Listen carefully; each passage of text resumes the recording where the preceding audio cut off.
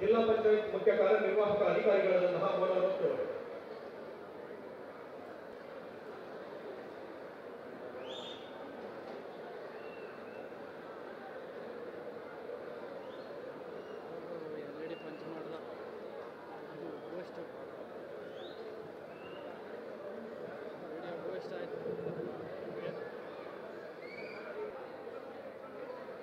ಸಾರ್ವಜನಿಕ ಆಸ್ಪತ್ರೆ ಮಂಜೂರಾತಿಯನ್ನು ಮಾಡಿಕೊಳ್ಳುವ ಮುಖಾಂತರ ಸುಮಾರು 35 ಕೋಟಿ ಹೆಚ್ಚು ಅನುದಾನವನ್ನು ನೀಡಿ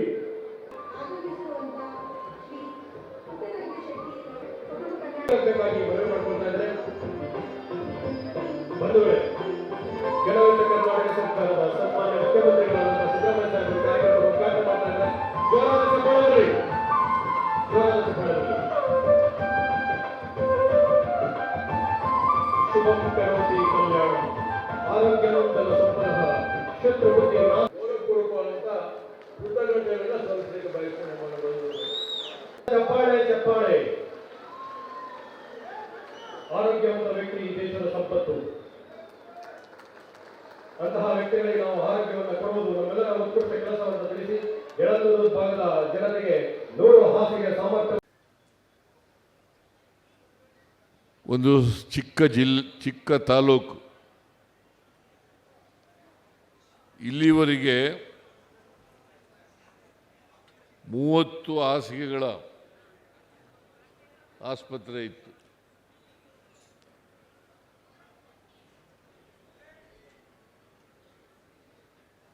ಪ್ರತಿ ತಾಲೂಕಿನಲ್ಲೂ ಕೂಡ 100 ಹಾಸಿಗೆಗಳ ಆಸ್ಪತ್ರೆ ಇರ್ತದೆ. ಅದಕ್ಕೆ ನಾನು 24-25 ಆಯವ್ಯಯವನ್ನು ಮಂಡಿಸುವಾಗ ಸುಮಾರು 35 ಕೋಟಿ ರೂಪಾಯಿಗಳ ಅಂದಾಜಿನಲ್ಲಿ 30 ಹಾಸಿಗೆಗಳ ಆಸ್ಪತ್ರೆಯನ್ನು ಮೇಲ್ದರ್ಜೆಗೇರಿಸಿ ತಗೊಂಡು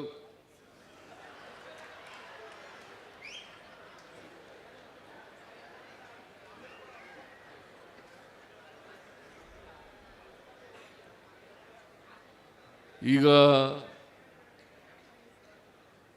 100 ಆಸ್ಪತ್ರೆಗಳನ್ನು 100 ಹಾಸಿಗೆಗಳ ಆಸ್ಪತ್ರೆಯನ್ನು ಮಾಡ್ತಾ ಇದ್ದೀವಿ. ಚಾಮರಾಜನಗರ ಜಿಲ್ಲೆಯಲ್ಲಿ ಸುಮಾರು 59 ಪ್ರಾಥಮಿಕ ಆಸ್ಪತ್ರೆಗಳಿದ್ದಾವೆ, PHCಗಳು. 4 CHCಗಳಿದ್ದಾವೆ. ಚಾಮರಾಜನಗರದಲ್ಲಿ ಒಂದು ಜಿಲ್ಲಾ ಆಸ್ಪತ್ರೆ ಮತ್ತು ಒಂದು ಮೆಡಿಕಲ್ ಕಾಲೇಜ್ ಕೂಡ ಇದೆ.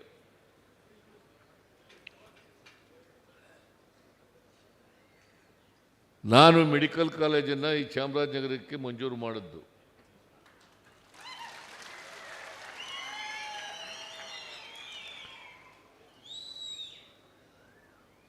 ನಾನು ಹಣಕಾಸಿನ ಮಂತ್ರಿ ಇರುವಾಗ ಮತ್ತು ಉಪಮುಖ್ಯಮಂತ್ರಿ ಇರುವಾಗ 94ರಿಂದ 99ರವರೆಗೆ ಮತ್ತು 2004ರಿಂದ 2005ರವರೆಗೆ ಪ್ರತಿ ಜಿಲ್ಲೆಗಳಲ್ಲಿ ಒಂದು ಮೆಡಿಕಲ್ ಕಾಲೇಜ್ ಇರಬೇಕು, ಒಂದು ಆಸ್ಪತ್ರೆ ಇರಬೇಕು.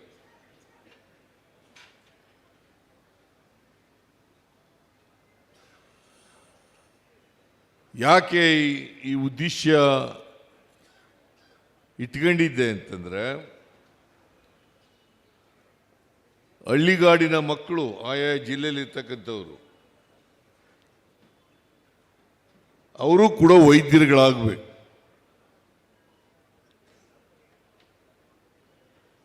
ಬಡವರ ಮಕ್ಕಳು, ದಲಿತರ ಮಕ್ಕಳು, ಹಿಂದುಳಿದವ್ರ ಮಕ್ಕಳು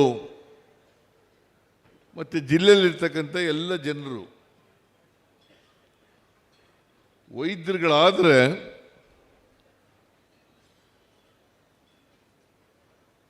ಅವರು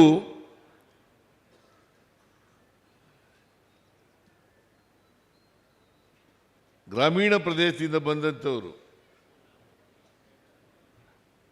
ಹೆಚ್ಚು ಜನರ ನೋವುಗಳಿಗೆ ಸ್ಪಂದಿಸ್ತಕ್ಕಂಥ ಕೆಲಸವನ್ನು ಮಾಡ್ತಾರೆ.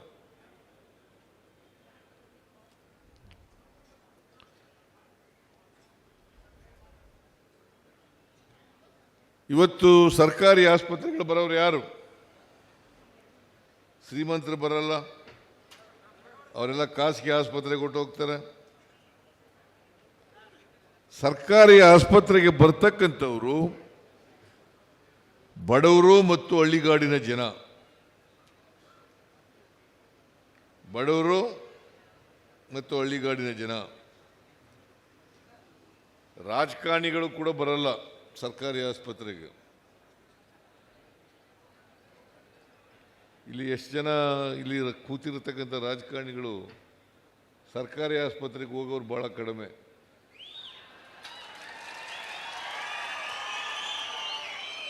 ಅವೆಲ್ಲ ನಾನು ನಂಬ್ಕೊಳ್ಳಲ್ಲ. ಕೆಲವರು ಹೋಗ್ಬೋದು, ನಾನೇ ಹೋಗಿಲ್ಲ.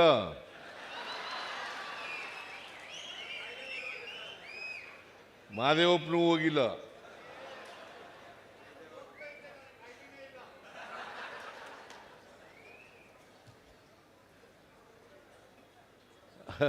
ಕಾಯಿಲೆ ಇಲ್ಲ ಅಂತಂದ್ರೆ ಮನೆಗೆ ಬಂದು ಡಾಕ್ಟ್ರು ಔಷಧಿ ಕೊಟ್ಬಿಟ್ಟು ಹೋಗ್ತಾರೆ.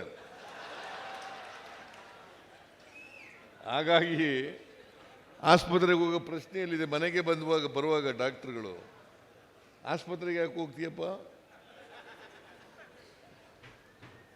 ನಾನು ಕೂಡ ಆಸ್ಪತ್ರೆಗೆ ಹೋಗಿದ್ದದ್ದು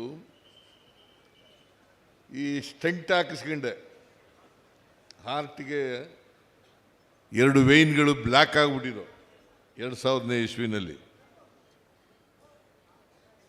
ಆಗ ಡೆಲ್ಲಿನಲ್ಲಿರ್ತಕ್ಕಂಥ ಎಸ್ಕಾರ್ಟ್ ಆಸ್ಪತ್ರೆ, ಅಲ್ಲಿ ಸ್ಟೆಂಟ್ ಹಾಕಿಸ್ಕೊಂಡೆ ನಾನು. ಡೆಲ್ಲಿನಲ್ಲಿರ್ತಕ್ಕಂಥ ಎಸ್ಕಾರ್ಟ್ ಆಸ್ಪತ್ರೆ, ಎಸ್ಕಾರ್ಟ್.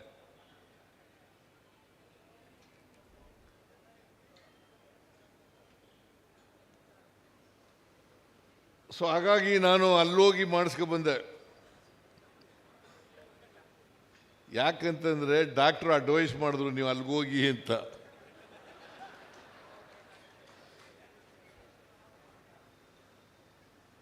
ಇಲ್ಲ ಜಯದೇವದಲ್ಲೇ ಮಾಡಿಸ್ಕೋಬಹುದು ಅನ್ನೋಕ್ಕಿದ್ರೆ ಮಾಡಿಸ್ಕೋಬೋದಾಗಿತ್ತು. ಜಯದೇವನು ಚೆನ್ನಾಗಿದೆ ಈಗ. ಈಗೆಲ್ಲ ಮೊದಲು ಚೆನ್ನಾಗಿತ್ತು, ಈಗೇನಿಲ್ಲ ಚೆನ್ನಾಗಿರೋದು, ಮೊದಲೇ ಚೆನ್ನಾಗಿತ್ತು. ನೀವು ಹೋಗಿದ್ಯಾ? ಪೇಷಂಟ್ ಆಗಿದ್ದ ನೀನು? ಬೇರೆಯವ್ರು ನೋಡಕ್ಕೆ ಹೋಗಿದ್ದೆ ನೀನು?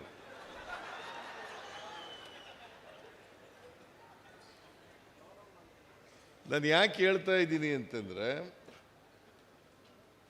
ಸರ್ಕಾರಿ ಆಸ್ಪತ್ರೆಗಳಿಗೆ ಸಾಮಾನ್ಯ ಜನ, ಹಳ್ಳಿಗಾಡಿನ ಜನ, ಬಡವರು ಹೆಚ್ಚಾಗಿ ಬರ್ತಾರೆ. ಅದಕ್ಕೋಸ್ಕರ ಇಡೀ ಜಿಲ್ಲೆನಲ್ಲಿ ಉತ್ತಮವಾದಂಥ ಆರೋಗ್ಯ ಸೇವೆ ಸಿಕ್ಕಬೇಕು.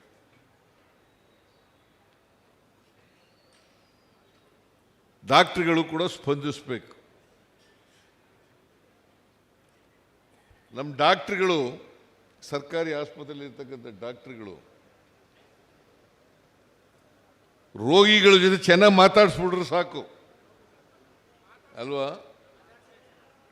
ಚೆನ್ನಾಗಿ ಮಾತಾಡ್ಸಿದ್ರೆ ಸಾಕು, ಅದೇ ಅರ್ಧ ರೋಗ ಕಮ್ಮಿ ಆಗಿಬಿಡ್ತದೆ.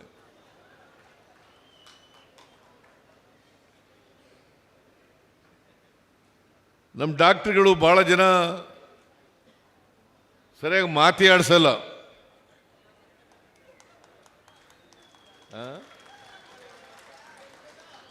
ಅಲ್ವಾ? ಮಾತಾಡಿಸ್ತೀರೇನ್ರಿ? ಅದಕ್ಕೆ ಹೇಳ್ತಾ ಇದ್ದೀನಿ, ಇನ್ಮೇಲಾದರೂ ಕೂಡ ಡಾಕ್ಟ್ರುಗಳು ರೋಗಿಗಳ ಜೊತೆ ಅವ್ರನ್ನ ಚೆನ್ನಾಗಿ ಮಾತಾಡಿಸ್ತಕ್ಕಂಥದ್ದನ್ನು ಕಲ್ತ್ಕೋಬೇಕು.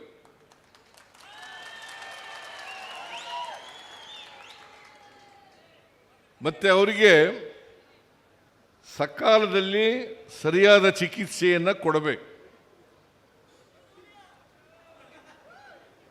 ಈಗ ಉದಾಹರಣೆಗೆ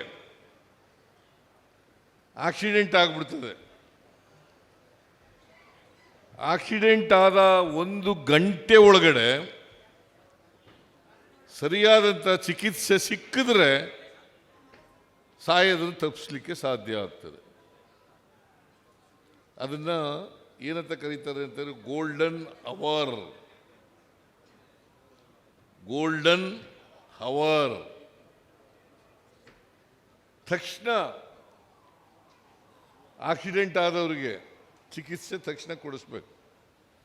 ಅದಕ್ಕೆ ನಾವು ಹೆದ್ದಾರಿಗಳಲ್ಲಿ, ರಾಜ್ಯ ಹೆದ್ದಾರಿಗಳಲ್ಲಿ, ರಾಷ್ಟ್ರೀಯ ಹೆದ್ದಾರಿಗಳಲ್ಲಿ, ಜಿಲ್ಲಾ ಆಸ್ಪತ್ರೆಗಳಲ್ಲಿ ಆಂಬ್ಯುಲೆನ್ಸ್ಗಳನ್ನೆಲ್ಲ ಇಟ್ಟಿದ್ದೀವಿ. ಕಾರಣ ಯಾಕಪ್ಪ ಅಂತಂದರೆ ತಕ್ಷಣ ಅವರು ಬರಬೇಕು, ಅವ್ರಿಗೆ ಕೂಡಲೇ ಚಿಕಿತ್ಸೆ ಸಿಗಬೇಕು. ಅದನ್ನು ಮಾಡ್ತಕ್ಕಂಥ ಕೆಲಸವನ್ನು ಮಾಡ್ತಾ ಇದ್ದೀವಿ. ಒಟ್ಟಾರೆಯಾಗಿ ಇವತ್ತು ಅನೇಕ ಕಾಯಿಲೆಗಳೆಲ್ಲ ವಾಸಿಯಾಗಿದ್ದಾವೆ. ಈಗ ಪ್ಲೇಗ್ ಇಲ್ಲ, ಚಿಕನ್ ಪಾಕ್ಸ್ ಇಲ್ಲ, ಇದಾವ ಈಗ ರೋಗಗಳು. ಕಾಲ್ರನೂ ಕಡಿಮೆ ಆಗಿಬಿಟ್ಟದೆ. ಕಾಲ್ರ ಯಾವಾಗ ಬರ್ತದೆ ಅಂತಂದರೆ ಭಾಳ ಕೊಚ್ಚೆ ನೀರು ಕುಡಿದಾಗ ಮಾತ್ರ ಬರ್ತದೆ, ಇಲ್ಲದ್ರೆ ಬರಲ್ಲ. ಅದಕ್ಕೆ ಅನೇಕ ಕಡೆಗಳಲ್ಲಿ ಕೊಚ್ಚೆ ನೀರು ಕುಡಿದು ಸಾವನ್ನಪ್ಪಿರ್ತಕ್ಕಂಥದ್ದು, ಕಾಲ್ರ ಬಂದಿರತಕ್ಕಂಥದ್ದು, ವಾಂತಿ ಭೇದಿ. ಕಾಲ್ರ ಅಂದರೆ ವಾಂತಿ ಭೇದಿ ರೋಗ. ಅದು ಬಂದಿರತಕ್ಕಂಥದ್ದನ್ನು ಅನೇಕ ಕಡೆಗಳಲ್ಲಿ ನಾವು ನೋಡ್ತೀವಿ. ಅದಕ್ಕೆ PHCಗಳು, CHCಗಳು, ತಾಲೂಕು ಆಸ್ಪತ್ರೆಗಳು, 3 ತಾಲೂಕು ಆಸ್ಪತ್ರೆಗಳಿದ್ದಾವಲ್ಲ. ಎಷ್ಟಮ್ಮ ನೀ CEO ಅಲ್ಲ? ಮತ್ತು ನೀವು ಗೊತ್ತಿರಬೇಕಲ್ಲ.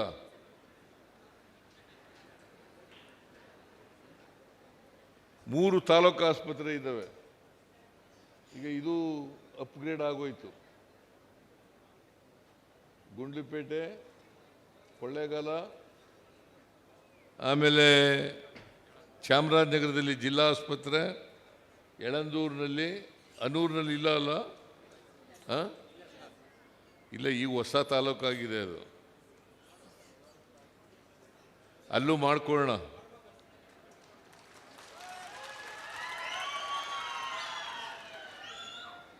ಪ್ರತಿ ತಾಲೂಕಿನಲ್ಲಿ ಆಸ್ಪತ್ರೆ ಇರಬೇಕು, ಮತ್ತು PHCಗಳಿರಬೇಕು, CHCಗಳಿರಬೇಕು. ಆಗ ಮಾತ್ರ ರೋಗಿಗಳಿಗೆ ನಾವು ಈಗ ಹಳ್ಳಿಗಳಲ್ಲಿ ನಾವು ಹಿಂದೆ ಸಣ್ಣ ಹುಡುಗರಾಗಿದ್ದಾಗ ನಾನು ಆಸ್ಪತ್ರೆಗೆ ಹೋಗಿಲ್ಲ ಅಂತಿದ್ರು, ನನಗೇನು ಕಾಯಿಲೆನೇ ಬಂದಿಲ್ಲ ಅಂತಿದ್ರು. ಈಗ ಹಂಗಿದೆಯಾ?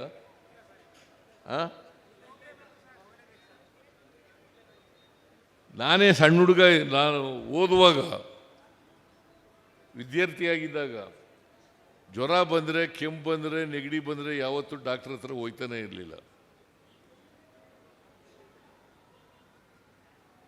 ಜ್ವರ ಬಂದರೆ ಚಿಕನ್ ಬಿರಿಯಾನಿ ತಿಂದ್ಬಿಡ್ತಿದ್ದೆ ನಾನು.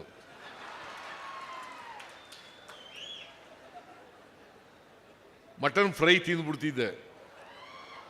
ಈಗ ತಿಂದರೆ ಜಾಸ್ತಿ ಆಗ್ಬಿಡ್ತದೆ ಕಾಯಿಲೆ.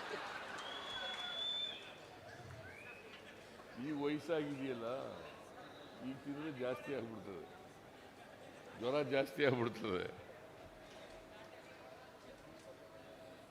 ನಾನು ಯಾಕೆ ಹೇಳ್ತಾ ಇದ್ದೀನಿ ಅಂತಂದರೆ, ಒಂದು ರೆಸಿಸ್ಟೆನ್ಸ್ ಪವರ್ ಇತ್ತು ಆಗ ಹಳ್ಳಿಗಳಲ್ಲಿ ಜನರಿಗೆ. ರೋಗ ನಿರೋಧಕ ಶಕ್ತಿ ಅಂತ ಕರೀತಾರೆ. ರೋಗ ನಿರೋಧಕ ಶಕ್ತಿ ಇರ್ತಿತ್ತು. ಈಗ ಅದು ಕಡಿಮೆ ಆಗ್ಬಿಟ್ಟದೆ. ರೋಗ ನಿರೋಧಕ ಶಕ್ತಿ ಕಡಿಮೆ ಆದದ್ರಿಂದ ನಾವು ರೋಗಗಳಿಗೆ ತುತ್ತಾಗ್ತಕ್ಕಂಥ ಕೆಲಸ ಮಾಡ್ತೀವಿ. ಇತ್ತೀಚಿನ ದಿನಗಳಲ್ಲಿ ಈಗ ಹಳ್ಳಿನಲ್ಲಿ ನಾನು ಹುಡುಗನಾಗಿದ್ದಾಗ ಸಕ್ಕರೆ ಕಾಯಿಲೆನೇ ನೋಡಿರಲಿಲ್ಲ, BP ನೋಡಿರಲಿಲ್ಲ ಅಲ್ವಾ? ಈಗ ಅನೇಕ ಜನಗಳಿಗೆ ಕೇಳಿದ್ರೆ ನಿಂಗೆ ಸಕ್ಕರೆ ಕಾಯಿಲೆ ಇದೆಯಾ ಸ್ವಲ್ಪ ಬಾರ್ಡರ್ನಲ್ಲಿದೆ ಸಾರ್ ಅಂತಾರೆ. ಗಟ್ಟಿಯಾಗಿ ಹೇಳಕ್ಕೆ ಒಪ್ಕೊಳ್ಳೋಕೆ ತಯಾರಾಗಿಲ್ಲ. ಬಾರ್ಡರ್ನಲ್ಲಿದೆ ಅಂತ ಹೇಳ್ತಾರೆ. ಬಾರ್ಡರ್ ಸಕ್ಕರೆ ಕಾಯಿಲೆ ಬಂದ್ಮೇಲೆ ಬಾರ್ಡರ್ನಲ್ಲಿ ಅಂತ ಇರ್ತದ? ಕಾಯಿಲೆನೇ. ಹಳ್ಳಿ ಜನರಿಗೆ ಆಗ ಪೌಷ್ಟಿಕ ಆಹಾರ ಸಿಗ್ತಾ ಇತ್ತು, ಆರ್ಗ್ಯಾನಿಕ್ ಆಹಾರ ಸಿಗ್ತಾ ಇತ್ತು. ಈಗ ಆರ್ಗ್ಯಾನಿಕ್ ಆಹಾರ ಸಿಗೋದು ಭಾಳ ಕಡಿಮೆ ಆಗುತ್ತದೆ. ಸೊ ಅದರಿಂದ ಅನೇಕ ಕಾಯಿಲೆಗಳಿಗೆ ತುತ್ತಾಗ್ತಕ್ಕಂಥದ್ದು. ಅದಕ್ಕಿಂತ ಹೆಚ್ಚಾಗಿ ಭಾಳ ಜನಗಳಿಗೆ ಈಗ ವ್ಯಾಯಾಮ ಮಾಡೋದು ಕಮ್ಮಿ ಆಗಿಬಿಟ್ಟಿದೆ ಅಲ್ವಾ? ಸ್ವತಃ ಹೊಲ ಉಳ್ತಿದ್ರು, ಈಗೆಲ್ಲ ಟ್ರ್ಯಾಕ್ಟರ್ಗಳು ಬಂದ್ಬಿಟ್ಟಿದ್ದಾವೆ. ಆಮೇಲೆ ಮಿನಿ ಟ್ರ್ಯಾಕ್ಟರ್ಗಳು ಬಂದ್ಬಿಟ್ಟಿದ್ದಾವೆ, ಪವರ್ ಟಿಲ್ಲರ್ಗಳು ಬಂದ್ಬಿಟ್ಟಿದ್ದಾವೆ, ಕಳ ತೆಗೆಯೋವೆಲ್ಲ ಬಂದ್ಬಿಟ್ಟಿದ್ದಾವೆ. ವಿಜ್ಞಾನ ಬೆಳೆದಷ್ಟು